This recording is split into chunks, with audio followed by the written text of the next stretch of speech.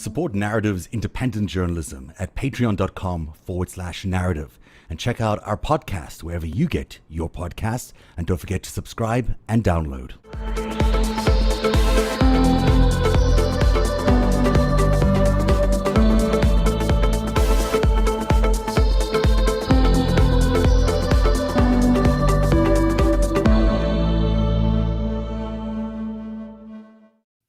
Hey everybody, welcome to a Friday night after show edition of Narrative Live. It's great to be with you. We have a fantastic show tonight, really interesting topics, all tying into justice and God and the law and the United States of America. So let me welcome Charles Creel first. He's a face you might recognize. He's a documentary maker amongst many other things, and we'll get to more details about who he is in just a second. Hi Charles, welcome to the show. Hi Zev, thanks for having me on. And Nina Brule is back, joining us for a second week. Nice to have you back, Nina. People loved your show last week. They really did. Was it last week already? It was last week. So much fun to have you on. And Greg Oliar, the author of Dirty Rubles, is back with us. Hey, Greg, how you doing? Zev, how's it going?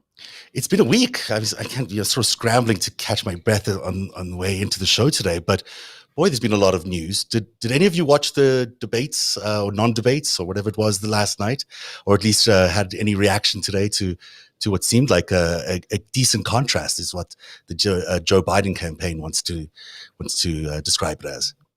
I watched a little bit of it, but not in real time, just so that we couldn't register any viewing figures for either candidate. So I thought that might be the best approach. I watched Donald Trump on double speed, and then a few highlights from his opponent Biden, and it was interesting. It was interesting to watch.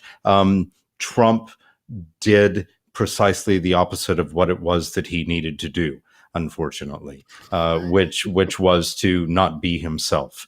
And Biden did a very good job of being coherent and not looking like he has been characterized. The bar had been set fairly low, but he managed to pull that off. I think in the end, Biden ended up winning last night, and Trump made a fatal error Greg? in doing it at all. Well, I didn't watch any of it. I saw some of the clips. From what I understand, there was the whole boycott NBC thing going on, and I question whether they should have done that. But boy, they really got the revenge in, because they didn't make it easy on him, and I think the whole thing just backfired. First of all, Biden only ran on the work. Trump ran on all three NBC networks, on NBC, MSNBC, CNBC, and Biden still got better ratings despite being on one channel rather than three. Oh, I didn't realize they got better ratings. That's interesting. That's an interesting note. Yeah. By several million. And you'd think Trump would be a more entertaining hour, even if it's not the person you're most likely to vote for. He certainly created more fireworks.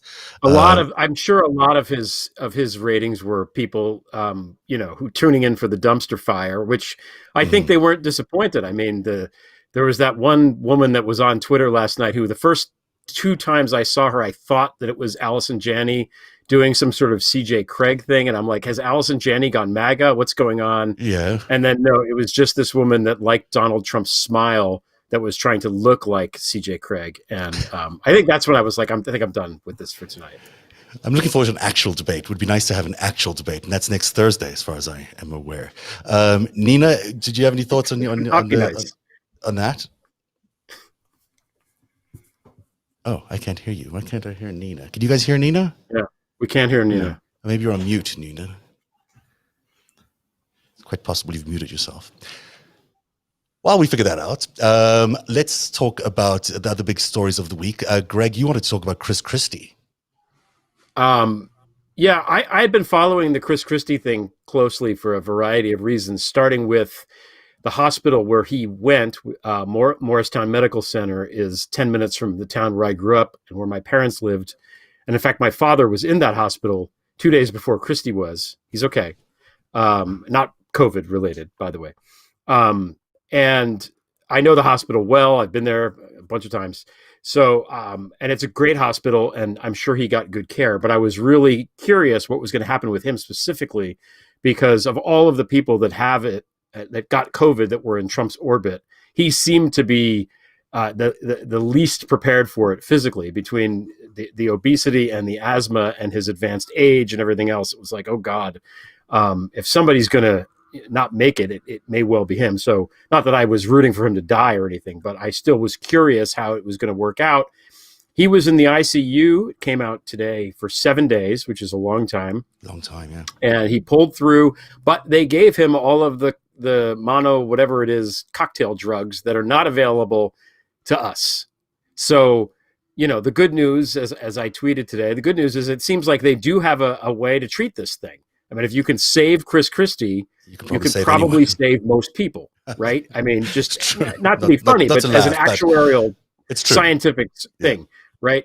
And they did that. So, congratulations to them. I'm happy about it. I'm happy that he emerged from the hospital and said, "Oh my God, I screwed up. Please wear a mask," because some of these MAGA don't even do that.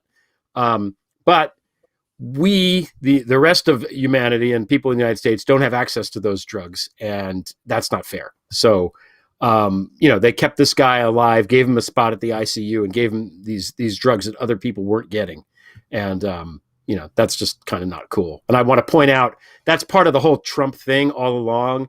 Is it's like these haves and these grifters and the people that have jumped on the coattails of these grifters trying to grab at things and not share them with people.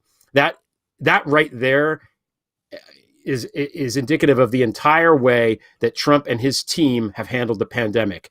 Make sure that they're okay. Fuck everybody else. Seems to be the case. Nina, can you? How's the audio going? Are you able to hear you? No, we can't hear you. Oh. So this might require either you're muted or I have somehow made you disappear. But I don't think I can do that.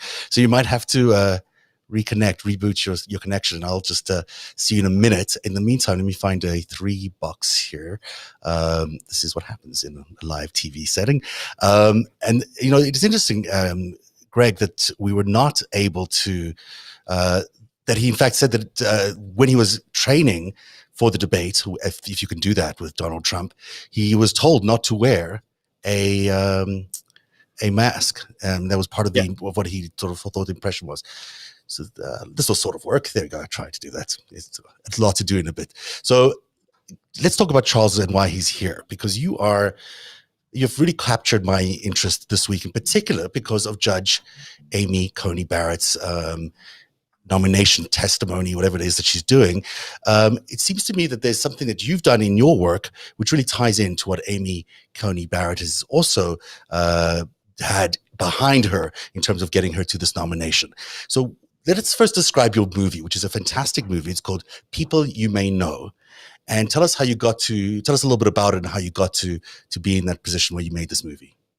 Absolutely. Thanks a lot. And thanks for your compliments about the film. We're always happy to hear feedback and that it's been relevant for people. People You May Know is a feature documentary. It was co-directed by myself and Katarina Golain-Viken, who is a Norwegian-British filmmaker and doing some really terrific work. Essentially, what it does is it shows that the Koch brothers, through one of their charities, Communio, commissioned Cambridge Analytica and a Christian software company called Glue to build a platform, a software as a service platform, that would allow churches to identify people who don't attend church who are suffering from mental illness, grief, who are vulnerable, who are suffering from addiction, ADHD, bipolar, etc., financial distress, or who may be going through a divorce, and then to specifically target those people with both social media and more traditional outreach media that churches might use in order to recruit them into the church, monetize them for the church, and then weaponize them for the politics of the far right. So we're talking about an actual campaign to target these people for political purposes, though, not just because the church might be interested in helping them. They were being targeted for the Koch brothers and for political ends, it seems.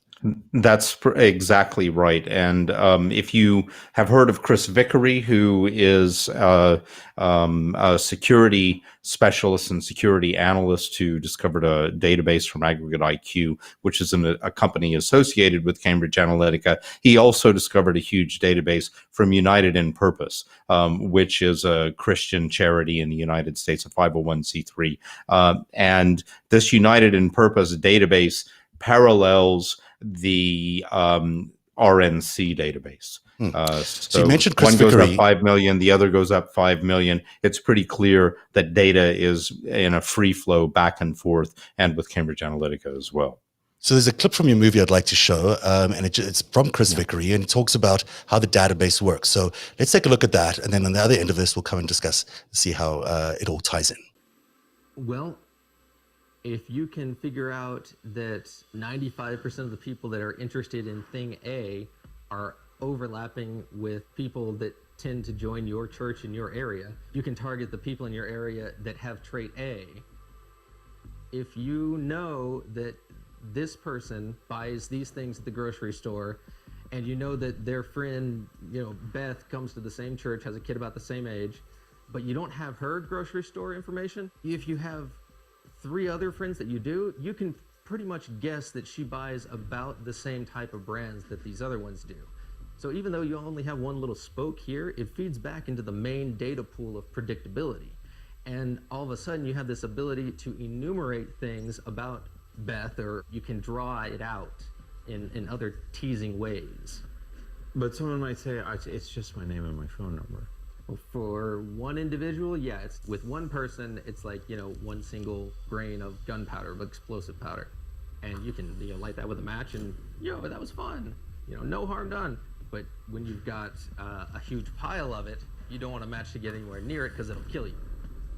They will go to a big mega church, get the pastor, preacher to give them a database of members of the church, and they'll run it through their systems and figure out who's registered to vote and who isn't. And they will identify people that are registered to vote, like the social conservative, Republican conservative type feelings. Very anti-gay, very anti-abortion, very hard line. And they'll find one of those people and make him into a champion. And then it's up to the champion that is a registered voter to convince them to vote. It goes on like that. And I don't want to run too much of your clip because, people want to watch your documentary, which is fantastic. And includes all of those kinds of easy to follow charts in what is a very complicated story. So tell us a little bit more about this database. You've got people being targeted to be champions within a church setting by the Koch brothers, by their organizations. And these are people who are vulnerable because they are either facing addiction problems or might have marital problems or other problems that they might normally seek a church for. And they are being turned into the champions in their vulnerability for the Koch brothers and the Republican Party. It's really interesting that you put it in the way that you put it. I do a lot of work in conflict zones and in frontline states with Russia, but also I've worked from Iraq to northern Asia. And in doing that work, normally I support local journalists, but I find myself doing counter disinformation work with the journalists, and also to a degree counter radicalization work. And when you have an organization out there, whether it's a Russian speaking enclave where they're trying to pull people into neo-Nazi groups, or whether you're in Iraq and you have Islamic State trying to pull people into groups, what they're always looking for is they're looking for someone who's emotionally vulnerable, who can be turned into a champion, who can bring other people in and also marshal people into behaviors that will help to promote their causes. And we've been hearing the same thing with the Patriot Boys, what they call the Proud Boys, sorry, and the Patriot Prayer, the same thing. They're looking for vulnerable people. Greg or Nina, do you want to jump in with any thoughts or questions? Can you hear me now? You can. Oh, good. That was going to be my question. Hi. Yeah, I just wanted to say I was late getting onto the screen here because I was watching I wasn't able to get to the film until later in the day today. And my husband and I were sitting there downstairs hopping mad, talking about how well, when we were all sitting here thinking this is how it goes. When we were all thinking everything was going fine under Obama and everything, the country was just, there were these people plotting away to put this system together, the CNP, and to go through the churches and the data mining, which we know Cambridge Analytica was helping the Trump organization with, and the emotionally targeted ads.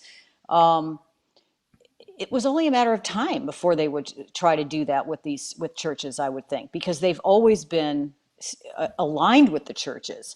And the thing that really hit me was when somebody on your in the film says, I think it was Ann Nelson, says, they were not, the right was focused on the state legislatures and the left wasn't. The Democrats were not focused on those state legislatures, the right was. And these tools have been out there for a while, and I think it's going to become a battle of who controls the data and who targets ads to whom, and how they use it. And I think that's going to happen. The left has to get in and start doing the same thing. This is the way politics is going to be done.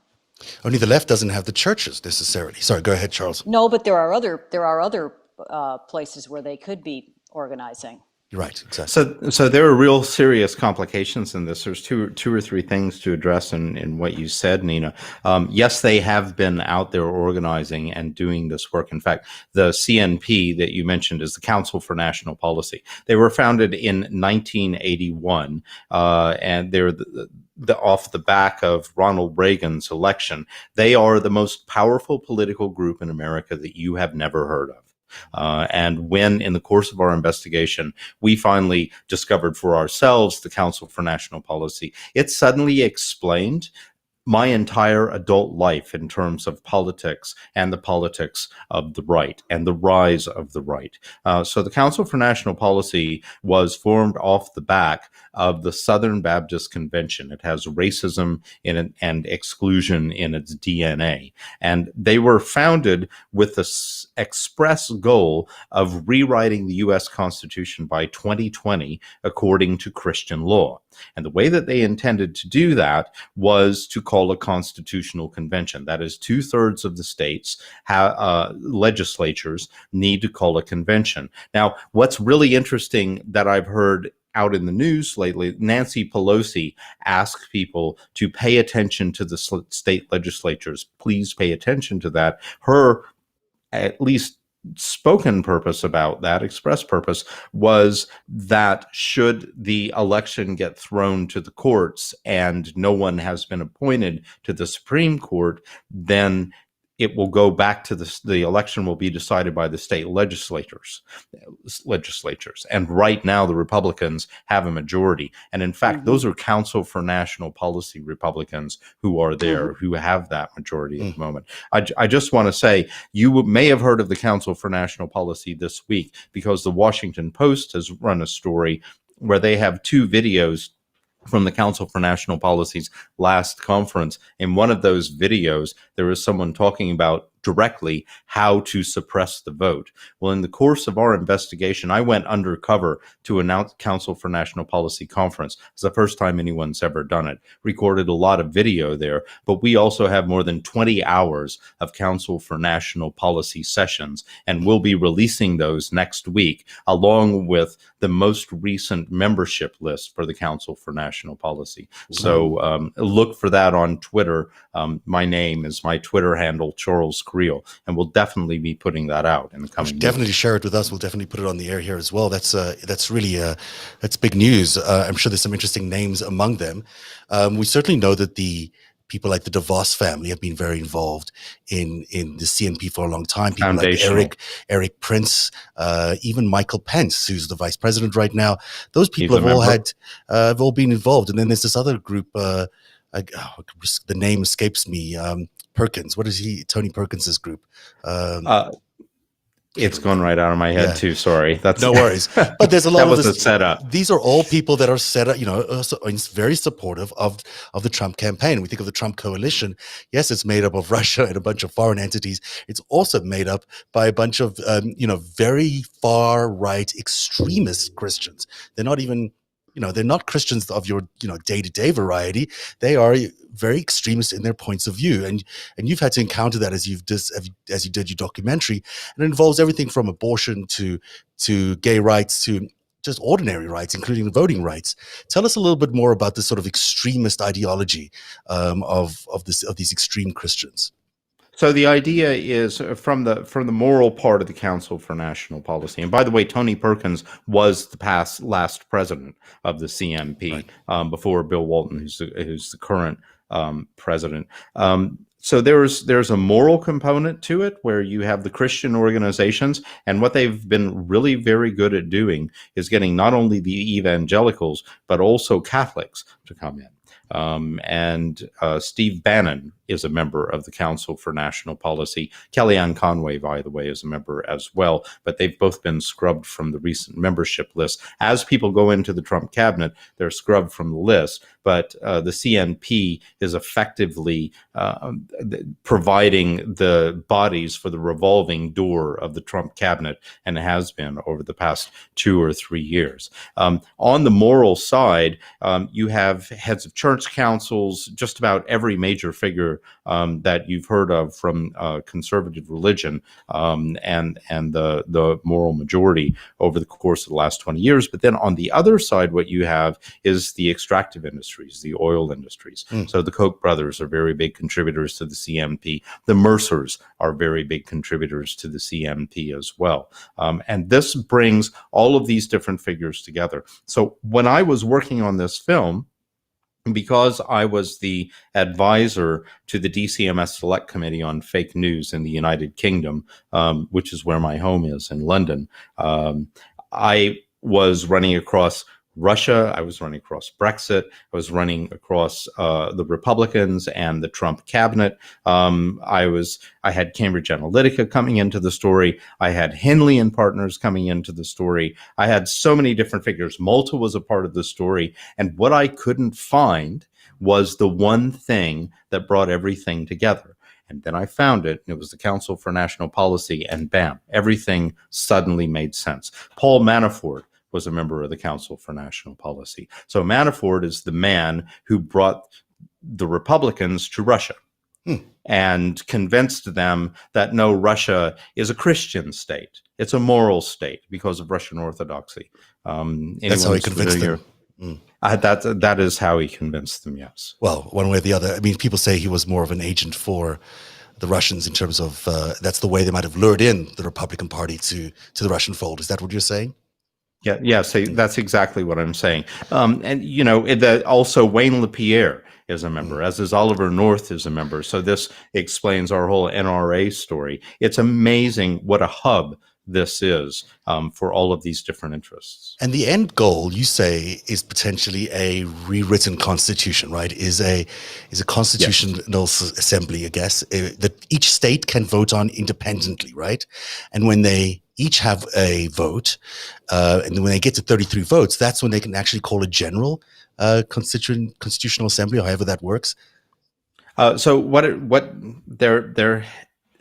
there has to be a call in state legislatures for a constitutional convention, and this needs to be introduced in 2/3 of the state legislatures. The CNP is about 3 states short of that right now. Wow. So this coming election is really absolutely vital in terms of your local state elections. We all need to be paying attention to this. So this is not so regardless of whether Biden might stomp away with the victory for the presidency, and we might win the Senate, and we'll win the House. But meanwhile, on the states' houses level, those houses could still be marching along a path that will lead them to a constitutional assembly and convention. If you're a Republican and you're holding your nose and you're voting for Biden, but you vote the Republican ticket the rest of the way, you are voting for a rewrite of the U.S. Constitution according to Christian law. The reason the extractive industries are involved in this is because what they want to do is they want to severely weaken federal regulation. So that there is less environmental regulation across the states. But if you weaken federal regulation, you weaken it across education, you weaken it across equality, you weaken it across a number of issues that should really matter to Republicans. And I think that it's time for the Republican Party to stand back and have a look at itself and understand just exactly what it is it's supporting right now. Well, that is all frightening. Any thoughts from you, Nina or Greg? Well, is the Republican Party officially supporting that? I don't think so. Are they? They're not out front on it. The Republican they're- Party is not out front on Yeah, rewriting the U.S. but their members Constitution. are. I mean, The CMP is out front about it. Yes. I know a little bit about that because I signed up for their emails, and what I get from the Convention of States is what they call it. What I'm getting is that they're selling it on a balanced budget. Put a balanced budget into that into the Constitution. Put it in as a plank, as a bill. I think that's what they're working on. Greg, you're shaking your head. I don't. And I think No, that's how I'm shaking my head because it's it's such a terrible idea. I mean, it's just so stupid. They're selling it. Yeah. Well, but it's what he's talking about. I mean, they're selling it on starve the state, right? So that poor and brown people can't get free stuff, and that's how they're selling it to the grander non-religious community. But it's interesting because I've never heard that what they're really trying to do is make it a Trojan horse for all of these moral and rights limiting amendments that they would put in there. Once you call the Horrifying. convention, you can introduce other issues and you can introduce other amendments. You could introduce term limits. And this is chilling. a real. I've seen like posters on people's lawn about the Constitutional Convention. This is something that they've been working at for a long time, and I think that the obvious solution is the same solution that we have when they install Amy Coney Barrett on the Supreme Court. We need more justices, and we need more states. We need more Puerto Rico. We need some DC. We need some Guam, and then you have 33. Fuck you. How about that? Yeah, You'll be able to have Britain pretty soon. Yeah. Speaking of the Honorable Amy Coney Barrett, let's take a listen to some of the positions she outlined this week, or didn't outline. Okay, Zev, go ahead. Zev, real quick before you go, I'm absolutely. sorry. I'm monitoring the comments, which is some great comments. People want to know, Charles, where they can watch the movie. Oh, yeah, let's answer that. So you can watch the film. Go to Amazon Prime and search for You May Know, and you can find it. It's the documentary People You May Know. You can also see it on Fusion. This is in the United States. Thank you. And last I checked, it was on Pirate Bay. Well, we don't want that one. But it's really worth everyone's time. Let's take a listen to what Amy Coney Barrett said this week during her nomination testimony. Judges can't just wake up one day and say, I have an agenda, I like guns, I hate guns, I like abortion, I hate abortion, and walk in like a royal queen and impose, their will on the world. You have to wait for cases and controversies, which is the language of the Constitution, to wind their way through the process. In day 2 of her confirmation hearings, Barrett, a conservative federal appellate judge, declined to answer whether she believed Roe v. Wade, which recognized a woman's constitutional right to terminate a pregnancy, was properly decided. Senator, I completely understand why you are asking the question, but again, I can't pre-commit or say, yes, I'm going in with some agenda, because I'm not. I don't have any agenda. I have no agenda to try to overrule Casey. I have an agenda to stick to the rule of law and decide cases as they come. Senator Dianne Feinstein, whom she was speaking to, was not pleased. On something that is really a major cause with major effect on over half of the population of this country, who are women, after all, it's distressing not to get a straight answer. Barrett would also now comment on whether she agreed with the late conservative justice, Antonin Scalia, that the 2015 Supreme Court ruling legalizing gay marriage nationwide was wrongly decided. Senator Feinstein, as I said to Senator Graham at the outset, if I were confirmed, you would be getting Justice Barrett, not Justice Scalia. So I don't think that anybody should assume that just because Justice Scalia decided a decision a certain way, that I would too. On the topic of the Affordable Care Act, Barrett declined to say whether she would recuse herself, if confirmed, from considering an upcoming case in which President Trump and Republican-led states are seeking to invalidate Obamacare. So that's not a question that I could answer in the abstract. Or from any case that may arise if there is a legal dispute over the outcome of the November presidential election. Absolutely not. Judges can't just wake up one day.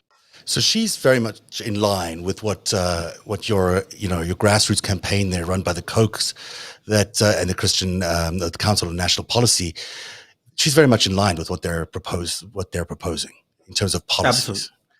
Absolutely. In terms of policy, she's not expressing it there, but if you look at her history and look at testimony that she's given before, then she's definitely in line with it. It would be nice to look at the cases that she's tried, but she hasn't tried any cases.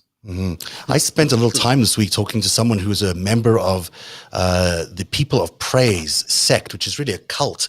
It can't be described as anything else, where women are just, the norm of it. The aim of it is really to subjugate women. And she is, at least formally, a member of this cult. She's a person who has spent a long time being part of the leadership of this cult, and that's why, where she comes from, South Bend, Indiana, is sort of one of the big bases of this particular sect of Catholicism. Now, it is Catholicism, but it's an extreme form of Catholicism. And People of Praise have not confirmed that she was a part of it, but people in the group say she definitely was, and that her and her husband were there for a long period of time, even as early as when the group founded in the early 70s. So we're talking about someone who is, when you talk to people in this particular sector, this particular group, you realize that they are not just fundamentalists. I mean, they are women. There's not even the right to declare rape within marriage. That is not acceptable within their world. So never mind contraception or other things. It's illegal to rape within their marriages. It's an incredibly predator-driven kind of environment. And it seems that this is where she comes from. She may not even be in control of her own what she does every day, because she has to obey her husband. That's one of the very rules of this particular sect. So we're not talking about someone who's just a Catholic. We're talking about someone who's an extremist in terms of their points of view. They're often called Dominionist Catholics, and certainly Steve Bannon is a Dominionist Catholic. The easy way to think about it is just think of them as Dan Brown Catholics. Which means what to the uninitiated? What do you mean by that? Self-flagellation in the basement. Yeah. Okay. Well, I mean, isn't Leonard Leo and the whole crowd that put this stuff together, aren't that, Leonard Leo is part of this grouping that vets all the judges that Trump puts forward, part of the Federalist Society.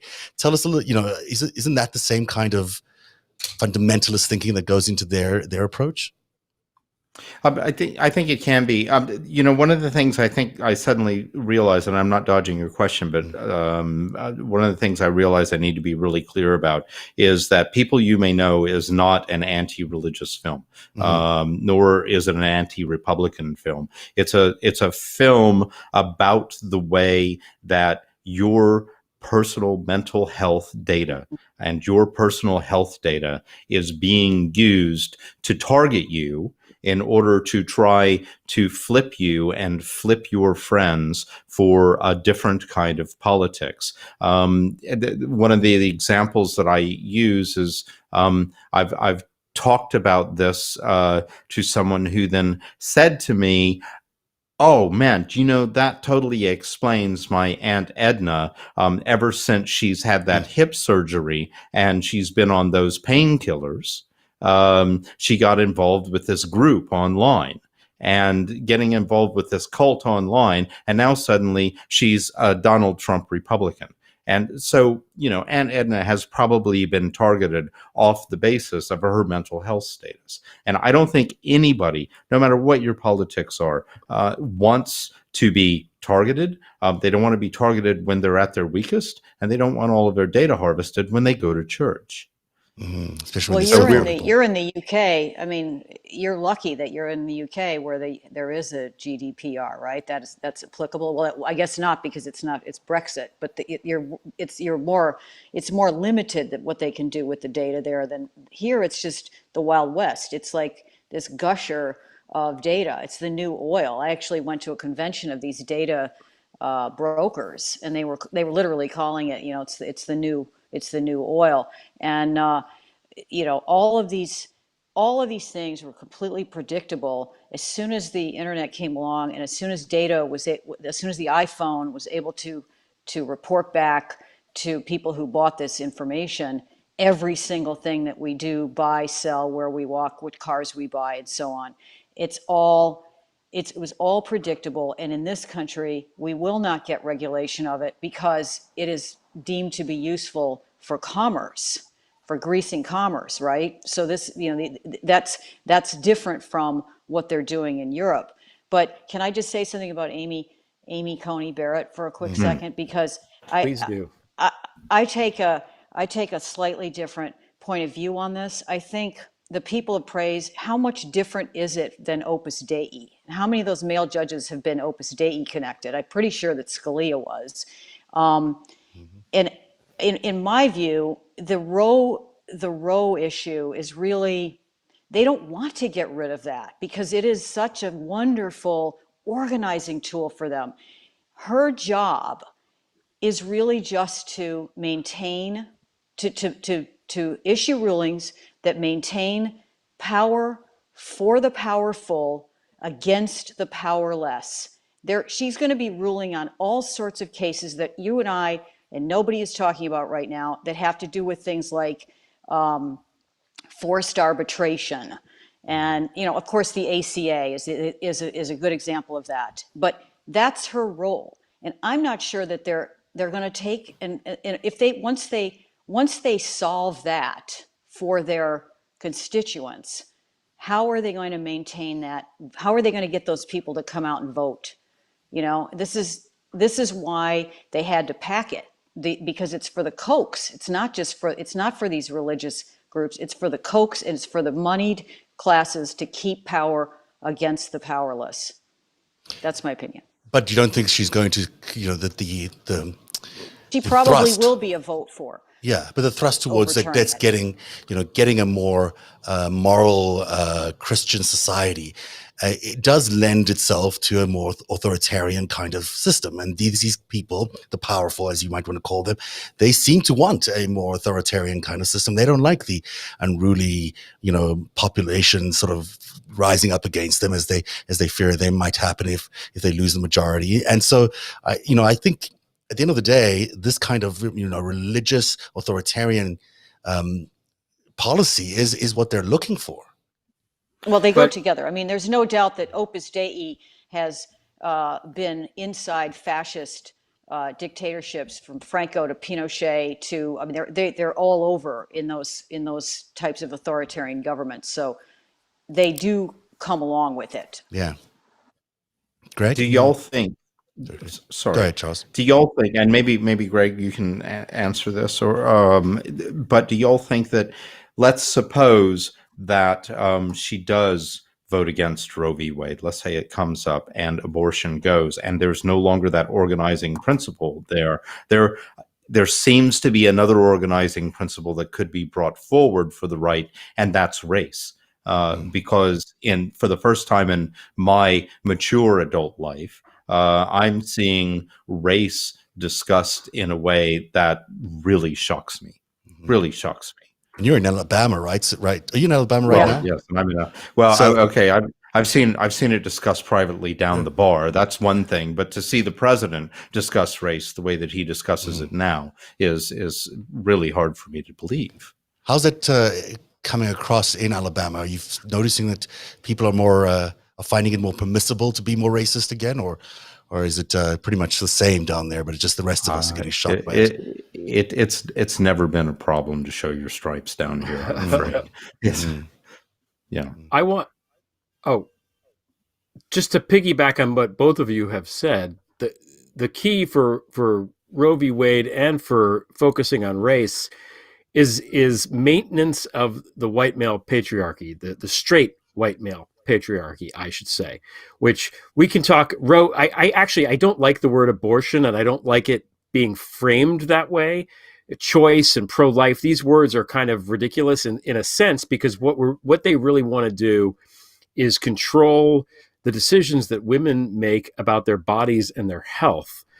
Many, if not most, decisions to terminate pregnancy are done because the pregnancy isn't viable, because the woman is going to die if something could happen. There's lots of really key medical reasons why these things happen, but the only example that they tend to show you is, the 16-year-old kid who is 9 months pregnant and wants to, even though that never happens, they can mythologize this baby killer kind of thing, and that's simply not how it fucking works.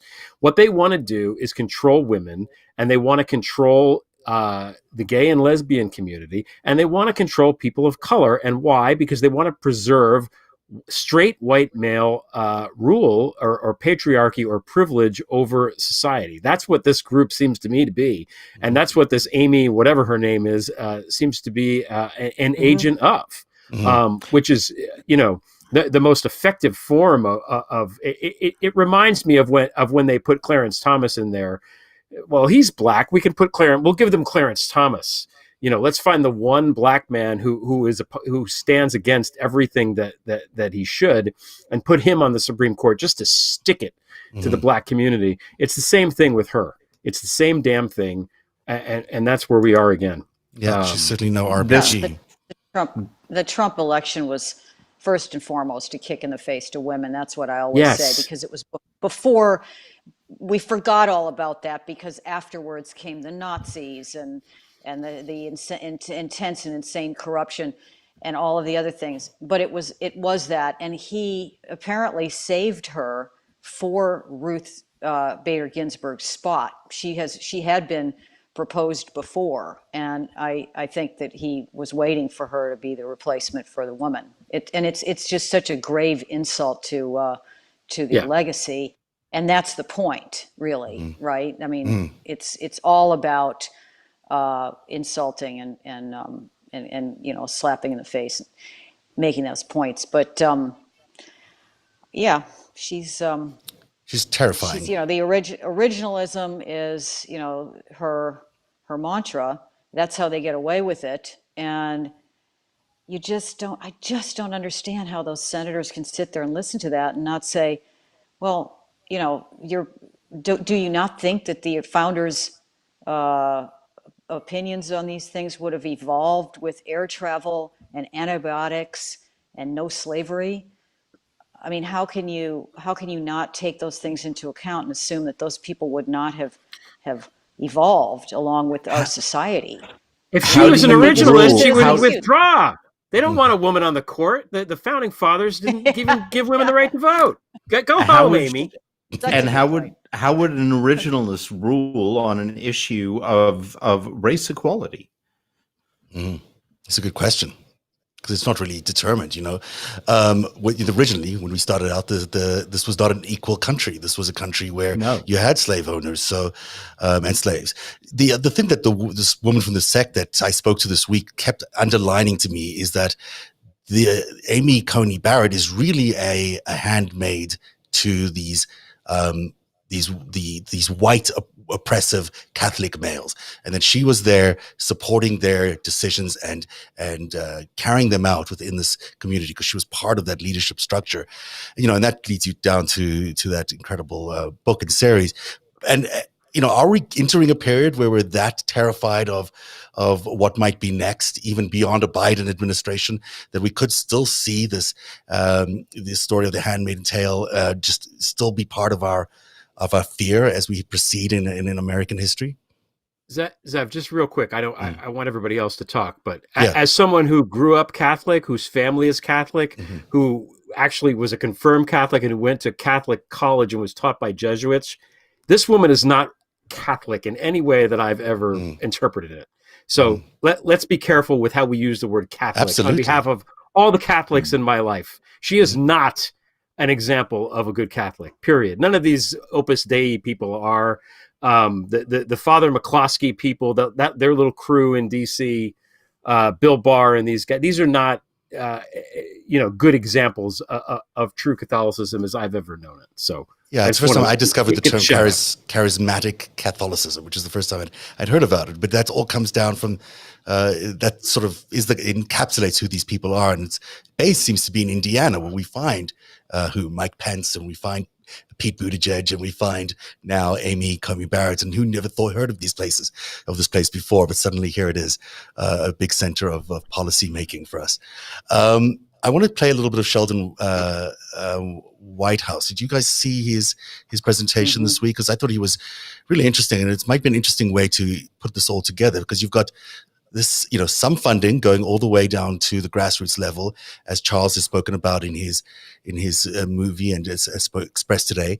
You've also got the same kind of funding going to the Council of National Policy, which is sort of a more organizing level. You've got the same funding going to getting people like Amy Coney Barrett nominated to the Supreme Court. And he did a pretty effective demonstration this week of how it all comes together. So let's take a listen to him from the hearings this week. The Washington Post wrote a big expose about this, and that made Leonard Leo a little hot, a little bit like a burned agent. So he had to jump out, and he went off to go and do anonymously funded voter suppression work. Guess who jumped in to take over the selection process in this case for Judge Barrett? Carrie Severino made the hop. So once again, ties right in together. So Center for Media and Democracy has done a little bit more research. Here's a Bradley Foundation memo that they've published. The Bradley Foundation is reviewing a grant application asking for money for this orchestrated amicus process. And what do they say in the staff recommendation? It is important to orchestrate, their word, not mine, important to orchestrate high caliber amicus efforts before the court. They also note that Bradley has done previous philanthropic investments in the actual underlying legal actions. So Bradley is funding,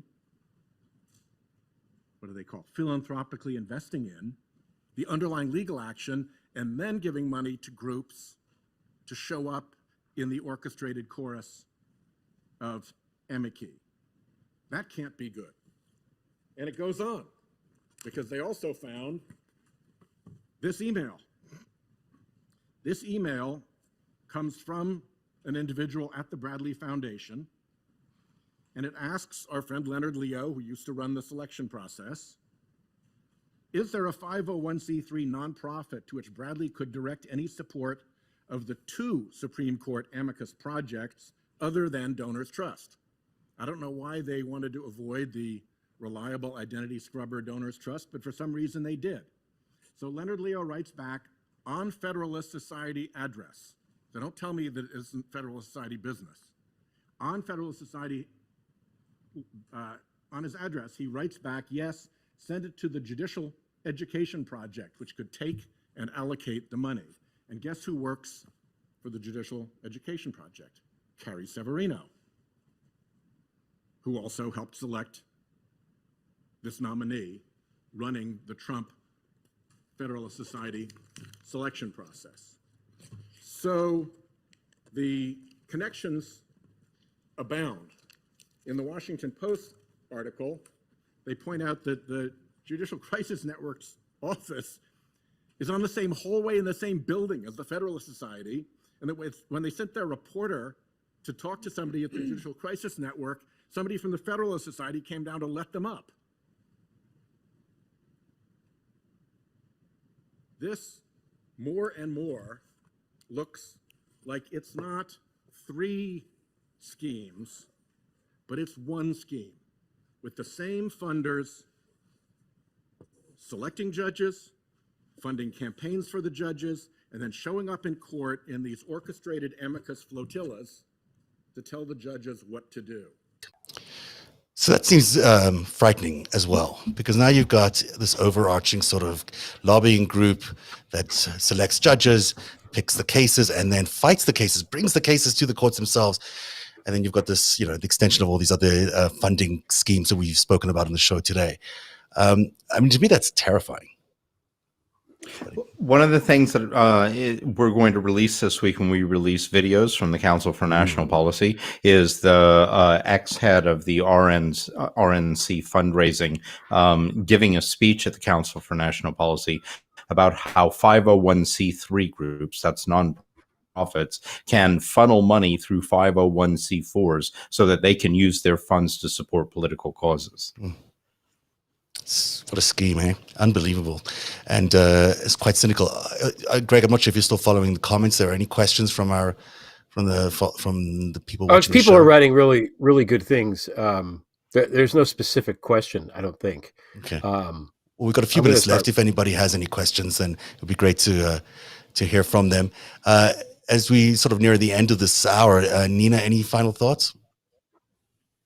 Well, I just would say the idea that there is one sort of outfit behind all of this is not really inaccurate. I mean, and your observation that the founders were white males and that nobody else had any power, really the people behind this would like to go back to as close to that as they can get. And they've been directly working for it for a long time, not just in the last 4 years, but for years. You read Jane Mayer's Dark Money, read Zachary,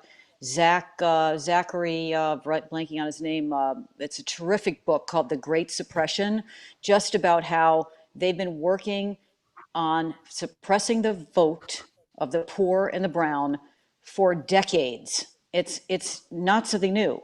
And this is kind of the apogee of their movement right now with Trump in power. And it's not an accident that it is happening now either, because they're in demographic decline so drastically that they can see themselves losing power within, the evangelicals statistically are going to lose their voting power. They're already outsized power to their numbers. They're going to lose that power by 2024. The white evangelical Christian power in this country will no longer have the outsized percentage of the vote, because they just have lost by attrition all of their young people. Young people don't care about gay marriage. They may care about abortion, but they don't care about gay marriage anywhere. And this is the reason for the urgency from the Council for National Policy. They were trying to rewrite the Constitution by 2020 before they no longer had that voting power. They can still do it. There's still those years there. They're a dying cult. And that's they're what makes fighting them for their lives. That's what makes them dangerous. What are they? The Shakers? They just die out, and then there's nobody left to replace them. Boo hoo. When Texas turns blue, we'll never hear from these people again. Well, bye-bye. Let's hope that happens, because I don't think they're giving up anytime soon. And I think that the fascinating and also very disturbing piece of watching a documentary is that they consider Donald Trump obviously a very big success, and they're not going to stop with the fact that he may not be in power. Come November or January, they'll seek out their next candidate, and and their candidates across every political office in America until they're able to achieve that goal of a constitutional convention. They've been grooming Mike Pence for nearly 20 years. Mm-hmm. But they won't have. Or the they stealth. can just fuck they won't off have and the die stealth out anymore. But they're not dying. They're not going to die without a fight. They're not going to die without a fight. I don't think. I think it'll be very hard to see the right wing Republican Party or the parts of the Republican Party that just to give up now that they're going to lose. We'll see. So, maybe. Okay, wait. But the amount of damage that they're doing in the meantime is unbelievable. I mean, looking at this from a European perspective, because I've lived there for 25 years, one of my main concerns is that we need to get America backing NATO again. Mm-hmm. Yeah, that's critical. Certainly do, especially if Donald Trump gets into a second term. There's no doubt in anyone's mind that he's going to try back away from NATO. That's one of his key policy concerns in the next term. Good. It'll change the global shift of power in the world. Oh yeah, for sure. There's no doubt about it. And this alliance with Russia and China, whomever this right-wing Republican fundamentalists have decided to align themselves with. I mean, that's just it in itself is a dramatic shift in the balance of power of the world that is causing great damage to people's rights and to the very to the notion of democracy around the world, which seemed to be so secure just a few years ago, and now might not even be with us in the future. All right, let's go for one last final thoughts from anybody. I've asked you, Nina. Anything else from you, Greg? Or Yeah, I've got something. I'm going to write about the NATO thing. Actually, I'm working on a piece for my Prevail site for Tuesday about that very topic, because I think it's something people don't really think about, because everybody our age has just known peace for our entire lives relative to the Western world and Europe specifically not fighting, and what an incredible anomaly that is historically for Europe, Western Europe, not to be at war with itself. The last time this happened was during the Roman Empire in like the 2nd century. So, we should enjoy this and make it last. My last thought is going back to Mike Pence. If Mike Pence does whatever his wife says, and Amy Barrett does whatever her husband says, if the four of them are in a room, like, what is that like? If they go out to dinner, like, who orders for whom? I don't know. How does this work? Can we have is that part of the tapes you're releasing next week, Charles? This is what we want to see. Great way to end the show. Charles, tell everyone again how they can see the documentary, because it's really worth everyone's time. The documentary is called People You May Know, and you can see it on Sundance Now, on Fusion. Go to Amazon Prime, and it's there. Okay, we'll put a link below this show, so it's just so everyone knows where to get it, at least on Amazon. And we look forward to seeing you again next week on Tuesday, where I'm sure we'll have another interesting show, though I'm not sure what it is. I am looking forward to those tapes. If you'll let us see them, Charles, that'll be great to have them. Absolutely. Maybe we'll revisit this on Tuesday. Send them to you first. All right, that's awesome. Thank you so much. And hey, everyone, it's the weekend. I hope you guys have a good one, and we'll see you again next week. Cheers, everybody. Cheers. Cheers. Thank you. Thanks, Zev. Cheers. Cheers. Support Narrative's independent journalism at patreon.com/narrative, and check out our podcast wherever you get your podcasts, and don't forget to subscribe and download.